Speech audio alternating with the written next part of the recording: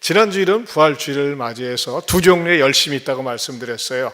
무덤을 향한 열심, 죽은 예수님, 십자가에 매달려 매장되어 있는 그 예수님을 묵상하고 생각하면서 그 예수님을 어떻게 하면 잘 염해드릴까 하고 하는 과거 지향적인 슬픔의 열심.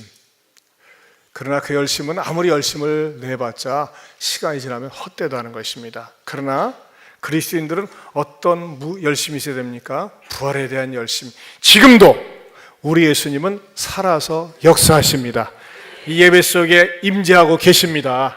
그 주님을 향한 사랑과 간절한 마음이 있을 때 우리가 주님을 향하여 소리를 내고 주님을 찾을 때 말씀을 통해서 늘 만나주시고 인도해 주시리라 믿습니다. 오늘은 사도행전 강의 62번째가 되겠습니다. 오늘 본문 속에 흐르고 있는 내용이 뭡니까? 베드로와 요한이 40년 동안 한 번도 일어서 본 적이 없었던 안진뱅이를 일으켜 세운 후에 한대에게 복음을 전하니까는 타락한 종교 지도자들과 관리들이 울분이 일어나가지고 왜 예수를 전하느냐 해서 법적인 절차도 없이 하룻밤 구금을 했습니다. 그리고 그들을 혐의가 있어야 말이죠. 지들 멋대로 하는 거니까. 그리고 그들을 석방시켜놨는데 이들은 석방된 다음에 움찔하거나 위축되지 않고 더욱더 담대하게 힘있게 복음을 전했습니다. 그리고 그들이 전한 내용 가운데 우리들에게도 영원 불멸의 말씀으로 남아있는 유명한 말씀, 사도행전 4장 12절, 다른 이로서는, 다 같이 우리가 암송했었죠. 지난달에 시작. 다른 이로서는 구원을 받을 수 없나니 천하 사람 중에 구원을 받을 만한 다른 이름을 우리에게 주신 일이 없음이라 하였더라. 아멘입니까? 그렇습니다. 이걸 가지고 아주 논리적인하게 말씀을 전하고 있으니까 이들은 어떻게 말이죠? 이들의 입을 막을 수가 없었습니다. 그러나 그 박해자들이 베드로와 요한을 보니까 과거가 떠올랐어요. 그러면서 어떻게 그들을 알고 있었습니까? 첫 번째는 과거에는 별 볼 일 없는 사람들로 알았다는 것입니다. 저것들 별 볼 일 없는데 어디에 나와 있어요? 13절에 그들이 베드로와 요한이 담대하게 말함을 보고 그들을 본래 학문 없는 범인으로 알았다가 이상히 여기며 또 전에 예수와 함께 있던 줄도 알고 저것들은 가방끈도 짧은데 학력이 없어. 학력이 기껏해야 어부 출신들인데 저렇게 말을 잘하네, 똑똑하게 잘하네 하면서 말이죠, 놀래 자빠진 것입니다. 제가 지난 시간에도 말씀드렸습니다만 세상적으로 가방끈이 작고 제대로 교육도 받지 못했지만 어떻게 하면 사람이 똑똑해진다고요? 성령 받으면. 성령은 어떻게 받습니까? 기도하면서 받습니다. 성령 받고 기도할 때 말이죠, 세상 사람으로부터, 세상 학문으로부터 취득할 수 없는 지혜가 있고 지식의 말씀이 있습니다. 여러분, 내가 무식하다, 가방끈이 짧다 이런 거 탓하지 마세요. 그 시간에 말이죠, 하나님 앞에 전심전력해서 기도하고 매달릴 때 하나님은 성령을 주시고 성령께서는 여러분에게 맞춤형으로, 지혜형으로, 지식의 영으로 주시리라 믿습니다. 그럴 때 말이죠, 어려운 일들을 풀어 헤쳐나가는 것입니다. 자, 고기 잡는 어부에서 어떤 어부로 바뀐 거예요? 사람 낚는 어부가 된 거예요. 이들이 메시지를 전하니까 5,000명 이상이 주님께로 돌아오는 역사가 일어났습니다. 19세기에 가장 위대한 전도자 가운데 한 사람이 무디라는 사람이 있습니다. D.L. 무디. 이 사람은요, 1837년 2월 5일 날 그 가난한 가정의 6째 아들로 태어났습니다. 그런데 아버지 에디윈은 가난한 벽돌공이었는데 그냥 일하다가 공사장에서 사고로 죽습니다. 자그마치 식구를 10명이나 남겨놓은 채. 그러니까 말이죠, 제대로 공부할 수가 없으니까 17살 때 그 사회 나가서 외삼촌이 운영하는 보스턴의 구두방에서 구두 수선하고 구두 만드는 그런 일을 하고 있었습니다. 그런데 주인이 믿음이 좋았어요. 야, 무디야, 내가 너한테 다른 것은 요구하지 않는데 꼭 주일날 교회 나가고 주일학교에서 봉사해 주려무나 이런 당부를 했어요. 네, 제가 그거 꼭 하겠습니다 하면서 열심히 하면서 이 무디가 아는 게 있어요. 들은 게 있고 제대로 공부를 못했기 때문에 무디는 다 틈만 나면 일하다 말고 쉬는 시간엔 뒷방에 가서 무릎을 꿇고 하나님 나 무식합니다. 배운 것도 없습니다. 은혜 좀 내려주세요. 성경 좀 알게 해주세요. 하나님을 알게 해주세요 하면서 간절히 기도하면서 말이죠. 정말로 말씀을 통해서 은혜를 체험하고 성령을 받았어요. 그래서 어떻게 했느냐? 낮에는 구둑방에서 열심히 일을 하고 밤에는 나가서 전도하면서 다녔습니다. 근데 그 어머니가 가르쳐준 그 교훈이 있는데, 무디야 너는 항상 1순위를 하나님의 일을 하고 내 일은 두 번째로 하거라 하면서 말이죠. 그 말씀을 순종하며 살았더니 이 무디를 통해서 어떤 일을 하나님께서 쓰셨느냐, 제대로 배우지도 못했던 무디는 그 나중에 세계의 학교를 세웠고 신학적 훈련을 제대로 받은 적은 없지만 말이죠, 그 당시 1850년대 5, 60년대 얼마나 19세기죠. 그 영국과 미국에 가장 많은 영향력을 끼친 전도자가 되었어요. 여러분 1860, 70년대 라디오 텔레비전이 없었어요. 그런데 그 당시에 말이죠, 자그마치 1억 명 이상에게 복음을 전했습니다. 대단한 거죠. 지금 라디오나 이런 있지만 그때 당시에 얼마나 무디가 가는 곳마다 정말 하나님의 큰 역사가 있었어요. 그리고 현재는 무디가 자기가 이제 가방끈이 짧으니까는 학교를 세워야 되겠다 해가지고 현재 시카고의 무디 바이블 인스티튜트라고 하는 그 학교가 있는데 현재도 약 4,000명의 학생들이 재학 중에 있습니다. 무디의 일화 가운데 유명한 일화가 이겁니다. 영국에 가서 전도 집회를 하는데 말이죠, 힘있게 하는데 사람들 은혜 받는데 똑똑한 사람들은 은혜 못 받아요. 항상 이렇게 뭔가 문제가 없는가, 설교 속에 문제가 없는가 이렇게 체크를 하는데, 설교 딱 끝난 다음에 무디한테 찾아와서 내가 당신 설교를 들었는데 말이죠, 당신 쭉 설교하는 가운데 내가 체크를 해보니까 38군데나 문법적으로 틀렸습니다 그래요. 이야, 머리도 좋아. 38군데나 문법적으로 틀렸대. 그러니까 무디는 한술 더 떠서 뭐라고 하는 줄 알아요? 아이고 선생님 감사합니다. 실은 더 많이 틀렸을지 모릅니다. 저는 정규 교육을 받지 못했거든요. 그런데 제가 선생님한테 질문하고 싶습니다. 저는 가방끈이 짧아가지고 정규 교육도 받지 못했는데, 저는 정규 교육 받지 못했지만 하나님 앞에 은혜를 받고 성령 받아서 제 짧은 문장 실력, 문법 가지고 많은 사람들에게 복음을 전하고 부족하지만 저를 통해서 많은 사람들이 하나님께로 돌아왔는데, 선생님이 갖고 계신 완벽한 문법 지식과 문장을 가지고 몇 명이나 전도하셨나요? 몇 명이나 주님께로 인도했나요? 얼굴이 벌게 가지고 돌아갔습니다. 여러분, 하나님은요 자기가 많이 배운 거 내세우고 과시하는 사람 쓰지 않습니다. 겸손하게 엎드리고 하나님 저는 부족합니다. 저는 무식합니다. 아는 것도 없습니다. 도와주세요. 은혜 주세요. 능력 주세요. 그런 사람 쓰시는 줄로 믿습니다. 자, 이 베드로와 요한은 세상 사람들이 볼 적에는, 종교인들이 볼 적에 저것들 배운 것도 없는데 예수만 따라다니면서 겁쟁이 들였는데, 그러나 이들에게 성령이 임하니까 강하고 담대하게 복음을 전했습니다. 여러분, 가진 것 없다고, 가방끈 짧다고, 내세울 것 없다고 두려워하거나 겁먹거나 쫄지 마시고, 그럴수록 하나님 앞에 기도하면서 성령 받아 권능인이 될 수 있기를 축원합니다. 자, 이 부분에 대해서는 제가 말씀을 드린 적이 있고, 저는 오늘 메시지의 주 포인트는 14절입니다. 성경을 쭉 묵상하고 연구하는 가운데 이 부분이 뜻밖의 감동을 주더라고요. 14절을 다시 한번 봅니다. 시작. 또 병나은 사람이 그들과 함께 서 있는 것을 보고 비난할 말이 없는지라. 거기다 줄을 치세요. 그들과 함께 서 있는 것을 보고, 서 있는 것을 보고. 여러분, 성경에 묘미가 어디 있냐면요, 우린 평생 아무렇지 않게 지나가요. 서 있다, 그냥 서 있는 거 못 좋다고. 근데요, 서 있긴 서 있는데 못담시로 서 있느냐, 왜 서 있느냐를 가만히 묵상하고 연구하면요, 이쪽에 기가 막힌 진리가 있더라고요. 이 사람이 사도들과 함께, 그들과 함께 서 있다라고 하는 말은 어떤 의미가 있느냐, 두 번째로 병 나은 사람의 신의를 발견할 수 있다는 것입니다. 병 나은 사람의 신의다. 여러분, 이 종교 핍박하는 핍박자들이 만약에 이 병 나은 사람 40년 동안 안진뱅으로 있다가 치료받은 이 사람 때문에 어떠한 게 생겼다고요? 뭐라고 했어요? 비난할 말이 일단 없는 거예요. 그 사람을 딱 보더니 증인이잖아요. 그러면서 또 뭐라고 그랬어요?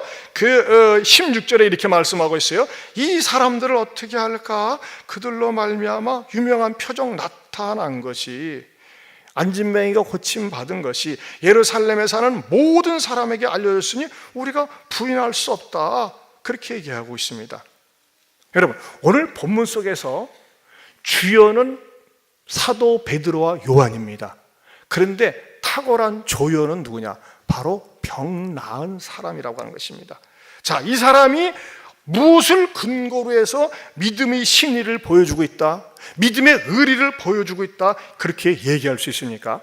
이 성경은요, 때로는 요 한 구절만을 가지고 단편적으로 해석하기보다는 요 말씀 주변에 있는 배경을 한꺼번에 이렇게 연구해 가지고서 살펴보면요, 아하, 그런 신령한 뜻이 있었구나 하는 것을 발견할 수 있다는 것입니다. 자, 먼저 뭐냐? 당시에 이 사회적인 종교적인 분위기는 굉장히 험악하고 살벌하고 무서웠습니다. 왜 그러느냐? 이 자리는 말이죠, 이 자리 자체가, 자 보세요, 15절에 보면 명하여 공회에서 나가라 했을 때, 이것은 이 공회라고 하는 게 이 마을 회당의 모임이 아니에요. 이 공회라고 하는요, 소위 그 이스라엘의 유명한 정치와 종교와 사법까지 휘두를 수 있는 사내들인 공회입니다. 이 사내들인 공회에서 예수님을 끌어다 놓고 신문하고 채찍질을 명령하고 사형을 언도한 그 자리입니다. 한마디로 해서 종교, 정치, 사법까지 휘두르는 그 자리예요. 그런데 이 자리이기 때문에 이 병난 사람이 말이죠, 어떤 일을 당할 수도 있는 줄 알아요? 그 사내들인 공회원의 미움을 받아가지고 암살을 당하거나 어디서 지도새도 모르게 죽임을 당할 수도 있다는 것입니다. 왜? 이 사람들은 예수 전하는 것을 극히 싫어하는데 저놈 때문에 예수 전하는 게 말이죠, 딱 장애가 안 된다 이거예요. 어떻게 그런 마음벌을 먹을 수 있느냐? 요한복음에 보면 이런 사건이 있습니다. 예수님께서 나사로라고 하는 인물이 병들어 죽었을 때에 그를 어떻게 합니까? 살려주신 사건이 있습니다. 그냥 죽어도 그냥 죽은 게 아니라 병들어 죽게 되었어요. 자, 그때에 나사로가 다시 살아난 다음에 마르다와 마리아 그 동생들이 너무나 감사해서 초청장을 다 돌렸어요. 자기 오빠 나사로 소생 감사 예배를 드린다고. 그러니까 사람들이 다 몰려들었어요. 근데 몰려들었는데 무엇 때문에 몰려들은지 아세요? 구경하기 위해서. 여러분 보세요. 제가 어느 가정에 딱 돌아가셨는데 예를 들면은 그럴 일은 없죠. 김영숙 집사님이 돌아가셨어, 아깝게. 근데 김영숙 집사 입관 예배, 발인 예배, 하관 예배까지 다 드렸어. 그리고 팔봉에다가 묻어버렸어. 근데 이 양반이 나흘 만에 살아났어. 그럼 우리 김영숙 집사님 보러 오고 싶겠어요? 안 오고 싶겠어요? 이야, 완전히 썩었었거든요. 근데 딱 살아난 거야. 우리 집사님 오래 살게 생겼네. 이 살아난 것을 갖다가 보고 싶을 거 아니에요. 야, 굉장하다, 경장하다.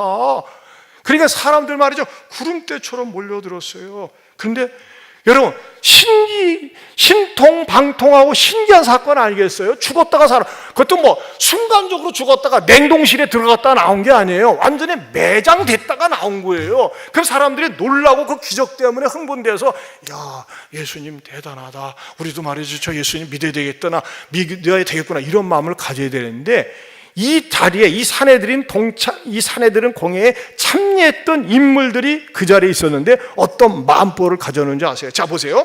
요한복음 12장 9절에서 10절 말씀 시작. 유대인의 큰 무리가 예수께서 여기 계신 줄을 알고 오니 이는 예수만 보기 위함이 아니요 죽은 자 가운데서 살리신 나사로도 보려 함이려라. 대제사장들이 누구? 나사로까지 죽이려고 모의하니 나사로 때문에 많은 유대인에 가서 예수를 믿음이라라. 여러분, 어떻게 이런 발상을 할 수 있습니까? 죽어서 완전히 입관 발인 하간 예배 끝나가지고 완전히 죽었다고 동사무소 도장을 딱 찍어가지고 경찰서에서도 찍어줬는데 살아났어요. 그러면 이야, 대단하다, 두렵다, 무섭다, 겁난다, 이런 마음을 가져야 되는데, 가만히 있어봐. 저놈의 새끼 때문에 많은 사람이 예수 믿네, 우리가 싫어하는 예수 믿네, 가만히 있어, 좀 나사로까지 없애버려야 되겠다, 그런 생각을 품었던 사람들이 이 사내들인 공예 회원 중에 있는 사람들이었다는 거예요. 자, 그런데 보세요. 그것과 연결해 가지고 죽었다가 살아난 나사로까지도 죽이려고 할 수 있는 사람이 앉은 병이 일어났다 살아난 사람 왜 못 죽이겠어요? 그래요, 안 그래요? 그래요. 그렇지 않겠어요? 이 사람 하나 없애는 거, 가만히 있어봐. 저놈 때문에 뭐 자꾸 예수 이렇게 나오네. 저거 없애버려야지. 얼마든지 그럴 수 있었다는 것입니다. 그런데 이 사람은 어떻게 해요? 그런 분위기를 알고 있었어요. 종교 지도자들의 악한 마음을 분위기상 알고 있었는데 그는 어떻게 합니까? 도망가지 않습니다. 피하지 않습니다.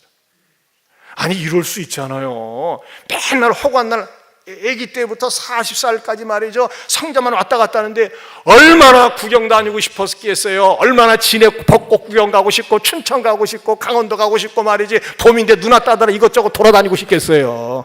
에? 그런데 어떻게 합니까? 다 그 자리에 함께 서 있는 거예요. 뭐예요? 믿음의 신의를 지키고 있는 겁니다. 저는요, 종종 교인들을 보면서 안타까운 분들을 만나요. 너무나 어렵고 힘든 상황에 처했을 때 목사님 기도해 주세요, 살려주세요 하면서 말이죠, 기도 부탁도 하고, 육신의 질병, 물질적인 어려움, 또 환난 가운데 있을 때 막 이번만 고쳐주시면, 회복시켜주시면 충성하겠습니다. 그렇게 얘기해 놓고 회복된 다음에는 안 보여. 바쁘대. 사람 만나는 게 바쁘대.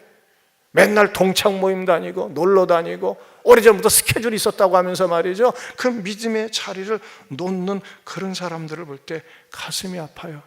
그러면서 어디로 갑니까? 자꾸 넓은 길로 가더라 이거예요. 하지만 이 안진뱅이는 어떻습니까?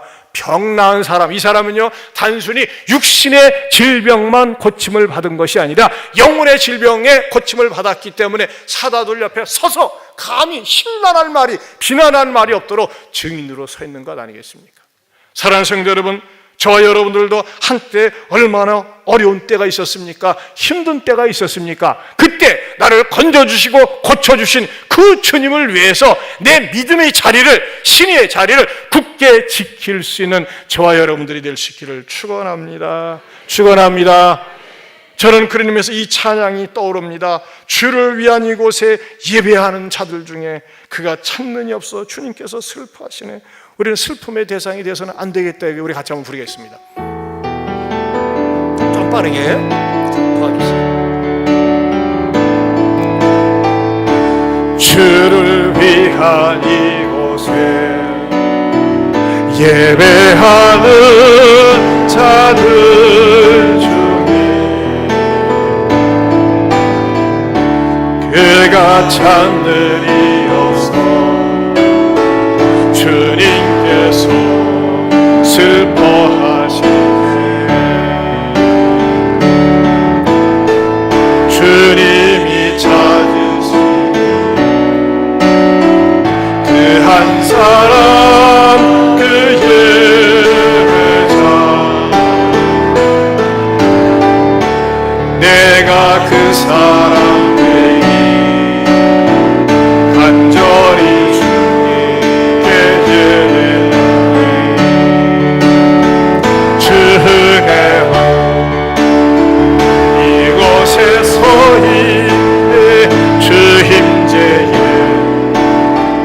엎드려 절하네. 그 호흡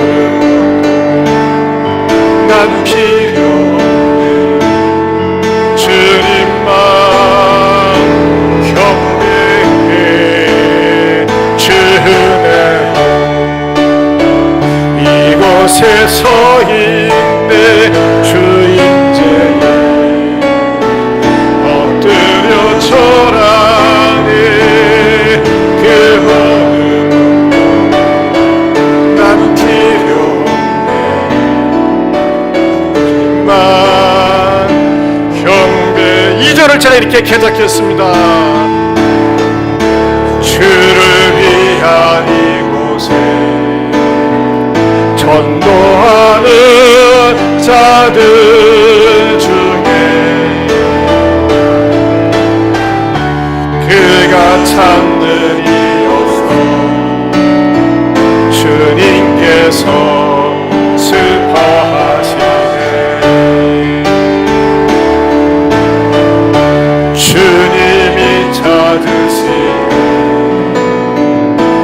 한 사람 그 전도자 내가 그 사람 되니 간절히 주께 기도하네 주는 이곳에 서 있네 주인자여 엎드려 절하네 그 어른 난 필요 없네 주님만 경배해 주는 이곳에 서 있네 주인자여 엎드려 절하네 그 어느 것도 난 필요 없네 주님만 경배해. 주님이 찾으시는 그 한 사람이 저와 여러분들이 될 수 있기를 축원합니다. 세 번째로는 복음의 협력자로 함께 서 있었습니다. 자, 이 병나은 사람이 서 있는 그 자리는 어떤 자리였는지 아세요? 복음의 협력자였어요. 어떤 협력자입니까? 무언의 협력자입니다. 이 본문에서는요, 이 사람이 단 한마디 말이 없어요. 그럼 원래 말이 없었던 사람이냐? 아니에요. 3장 7절에서 10절 다시 앞에 가서 보세요. 3장 7절에서 10절 같이 읽어봅니다. 오른손을 잡아 시작. 오른손을 잡아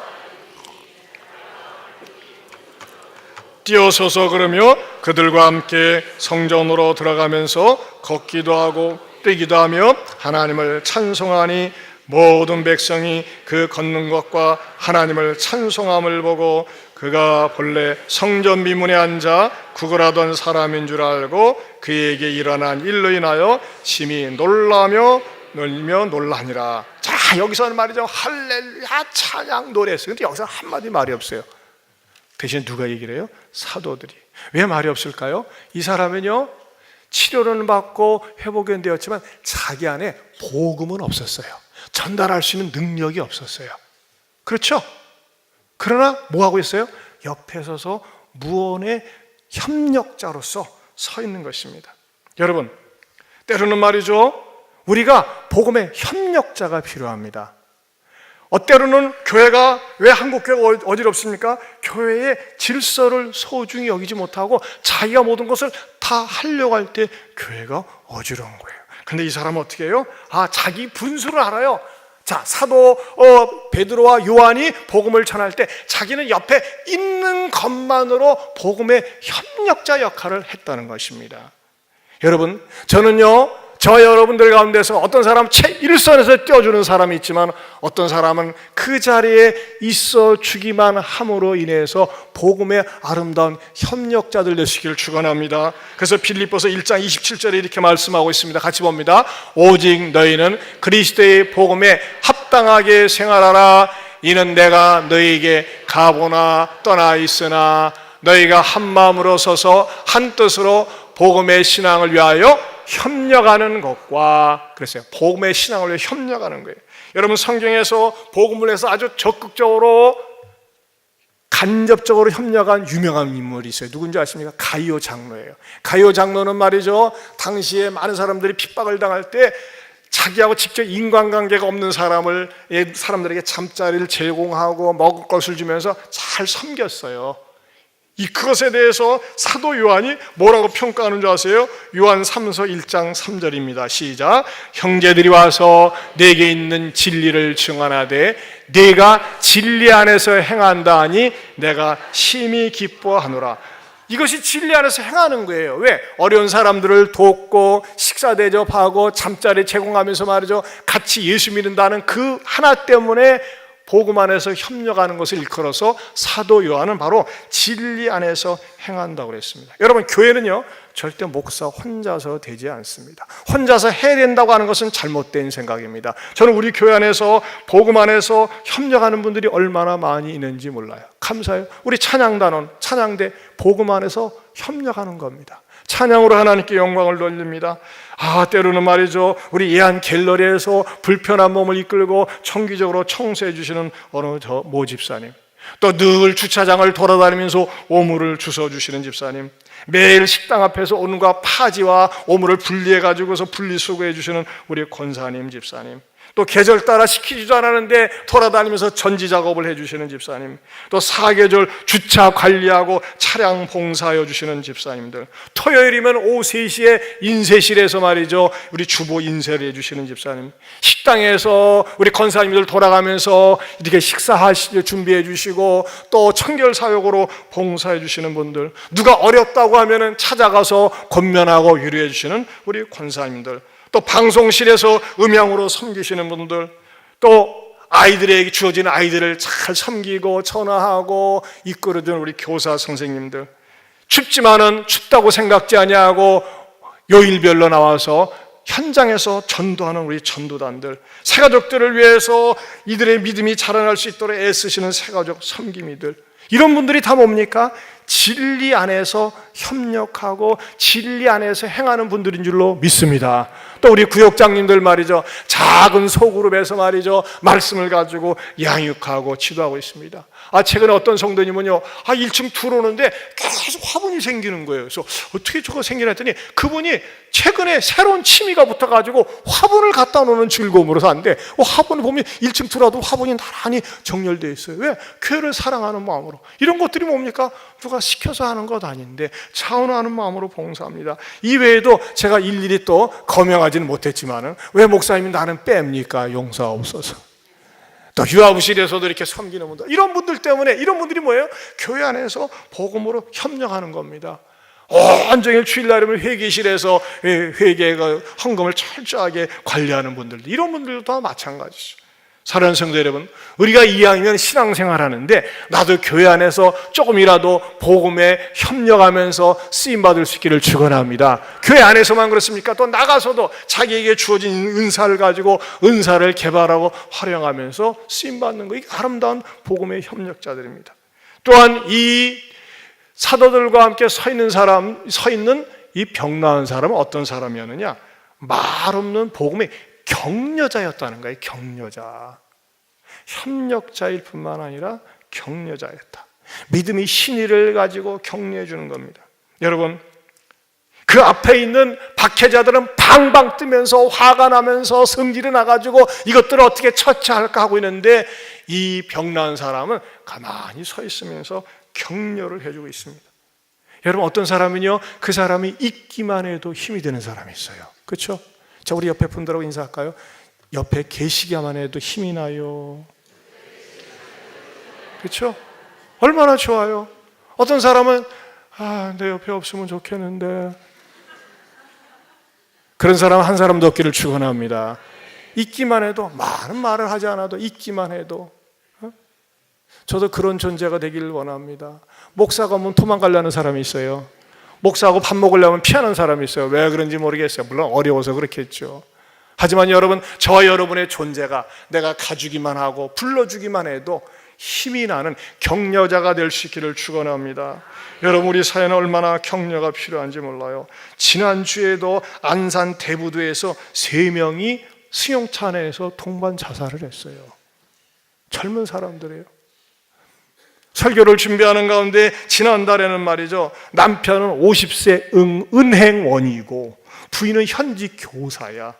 그런데 48살인데 대구의 한 아파트 15층에서 말이죠, 부부가 뛰어내려서 투신 자살했어요. 부부가. 남편은 은행원, 여자는 교사.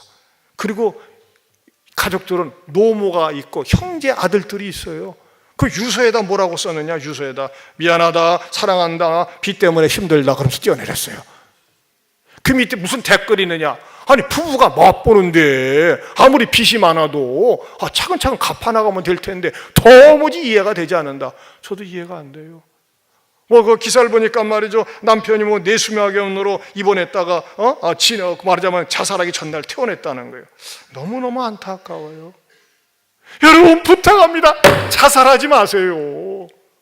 저는요 이 메시지를 존경합니다. 우리 교회 그런 분이 있었어요. 내가 오늘 마지막으로 한번 모처럼 예배드리고 자살을 한다. 그러다가 이 메시지 듣고 자살하는 분이 계세요.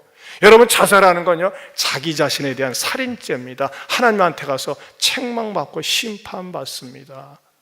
여러분, 자살하게 되면요 그 자살하는 한 사람 때문에 온 가족이 어둡습니다. 여러분, 두 아들들 무슨 재미로 살겠어요? 예? 어머니는 어떻게 살란 말이에요? 그러면서 어떤 충동이 일어나는 줄 알아요? 인생이 어렵고 힘들면 우리 엄마 아빠가 이래서 자살했나 봐, 나도 죽어버려야 되겠다, 이런 충동을 자꾸 느끼는데요 자살의 영이 있는 거예요. 여러분, 자살하면 안 됩니다. 자살하면 하나님 앞에 심판받습니다. 자살 대신에 거꾸로 뭐 하자? 자, 옆에 분들하고 삽시다, 살자, 악착같이 살아야 됩니다. 특별히 여러분들에게 귀한 메시지를 전하고 싶습니다. 여러분, 사람이 어느 때 자살하고 싶습니까? 어느 때 도망가고 싶고 어느 때 후울적 세상을 떠나고 싶습니까? 나를 이해해 주는 사람, 나를 알아주는 사람, 내 아픔을, 내 고통을 받아주는 사람이 없다고 생각할 때 생을 포기하게 됩니다. 그러나 여러분, 내 옆에 누군가 응원해주고 격려해주는 사람이 있으면요 절대 자살하지 않습니다. 때로는요 세상 사람이 아무도 없을 수 있어요. 그러나 여러분, 그럴 때일수록 주님을 찾으세요. 주님을 찾으세요. 주님 앞에 나아가세요. 그럴 때 우리 주님이 우리에게 다가와서 우리에게 은혜 주시고 응답해 주시리라 믿습니다. 어제도 말이죠. 어제도 토요일 날은 새벽 기도가 없잖아요. 근데 하나님께서 다 깨우시더라고요. 한 5시쯤 됐어요. 예배당에 은혜홀에 가서 혼자 간절히 기도합니다. 성도들을 위해서 기도하고 주의를 위해서 기도하는데 얼마나 감사와 기쁨이 넘치는지. 여러분요, 기도는 하면 할수록 하나님의 임재와 성령님의 역사를 체험하게 되는 줄로 믿습니다. 여러분, 하나님 앞에 기도하는 사람은 절대 자살하지 않습니다. 자살하고 싶은 마음을 가지고 기도해 보세요. 하나님께서 내 우편에, 내 옆에 함께 하심을 맛볼 수가 있습니다. 여러분, 스데반 같은 집사는 말이죠, 집사님이에요. 그가 복음을 전하다가 돌멩이에 맞아가지고서 온몸 뚱머리가 으깨지면서 죽을 때도 뭐라고 했는 줄 아세요? 자, 우리 성경을 보겠습니다. 사도행전 7장 55절에서 56절 시작. 스데반이 성령 충만하여 하늘을 우러러 주목하여 하나님의 영광과 미 예수께서 하나님의 우편에 서신 것을 보고 말하되, 보라, 하늘이 열리고 인자가 하나님 우편에 서신 것을 보노라 한데, 뭐예요? 죽기 전에 돌 맞아 죽는데도 영안이 열리니까 주님이 서 계시는구나. 그렇다면 그 주님은 스데반만을 위해서 존재할까요? 아닙니다. 예수 그리스도를 나의 구세주, 나의 하나님으로 모시고 의지하고 사는 사람들에게 항상 주님이 서 계시고 이 땅에 살면서 함께 하시고 세상 떠날 때 나를 천국으로 인도하여 주실 줄로 믿습니다.